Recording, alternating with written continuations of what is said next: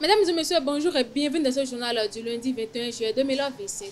Au sommet, le club 5S lance une nouvelle édition de la course et marche de l'indépendance à Parakou, placée sous le thème « Ma santé, ma priorité ».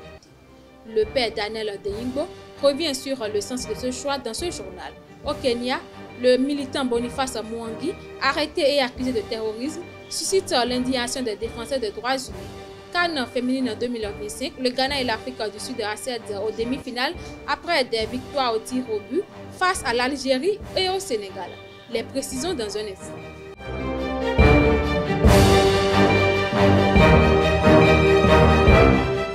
Rebonjour chers fidèles internautes. Ma santé, ma priorité, c'est le thème de cette nouvelle édition de la course et marche de l'indépendance, une organisation du club 5S Athlétique. Le père Daniel Deyingbo, coordonnateur autant pour moi du marathon, explique avec enthousiasme le choix de ce thème dans le cadre de la course qui se déroulera le samedi 2 août prochain à Parakou. Il est au micro de Mouindine Lawani et Elvie Kungbetao. Ma santé est une priorité comme thème parce que nous nous sommes dit la santé avant tout. Hein. Sans la santé, vous ne pouvez rien faire.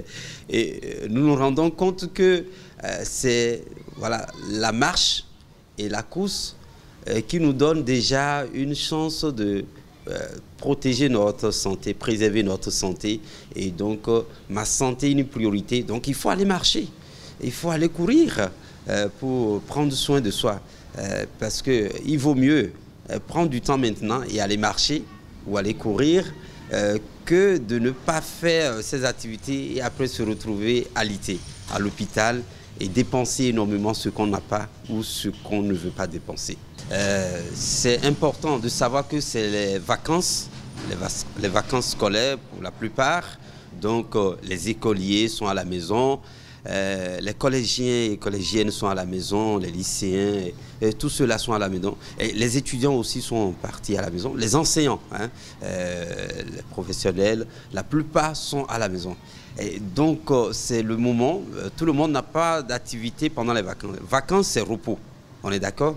Bon, c'est la saison des pluies, il y en a qui vont au champ et entreprennent de petits commerces, de petits business.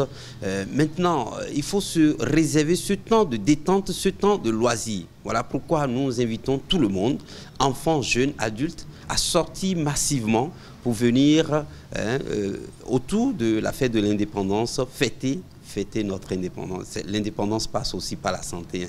Prendre soin de soi pour être debout, pour la gloire de Dieu, pour la paix et la joie. C'est l'indépendance aussi. Donc nous invitons hommes, femmes, tout le monde pour se joindre à nous pour cette belle fête de la course et de la marche de l'indépendance. L'Agence nationale des transports terrestres a lancé une campagne nationale contre le chargement hors gabarit en partenariat avec le Comité national de facilitation.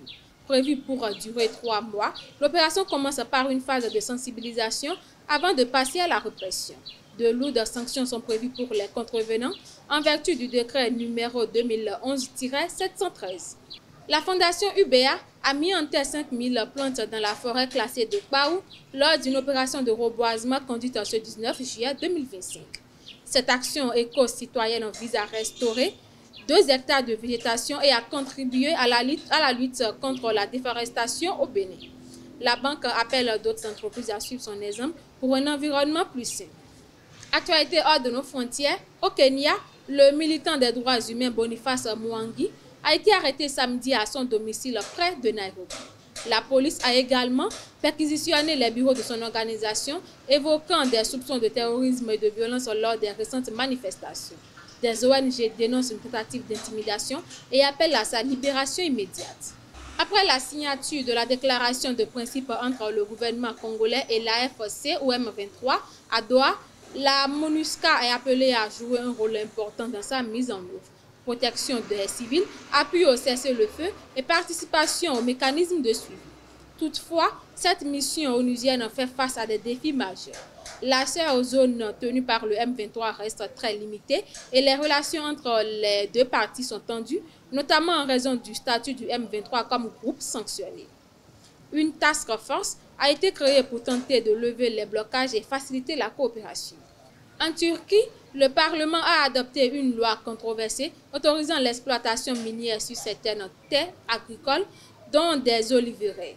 Malgré les protestations de l'opposition des manifestations à Ankara, le gouvernement Erdogan maintient que cette réforme est nécessaire. Les défenseurs de l'environnement dénoncent une menace sûre pour des zones jusqu'ici protégées. Au Japon, la coalition du Premier ministre Shigeru Ishiba a perdu sa majorité au Sénat lors des élections du 20 juillet. Le Parti libéral-démocrate et son allié Komeito n'ont obtenu que 41 sièges sur les 50 requis. Le Parti populiste Sansei-to, opposition anti-immigration, a connu une forte poussée. Ce réveil historique survient dans un contexte d'inflation persistante, de tensions commerciales avec les États-Unis et d'un mécontentement croissant autant pour moi face à la politique économique du gouvernement. Sport pour boucler ce journal, le gardien international béninois Sartuné Alagbe s'est engagé avec le FC Chorail, un club amateur français, après une saison au Botev Vretsa en Bulgarie. Il y retrouvera son frère Samson, déjà membre de l'équipe. L'ancien portier du Niort et Dijon évoluera désormais dans un championnat régional.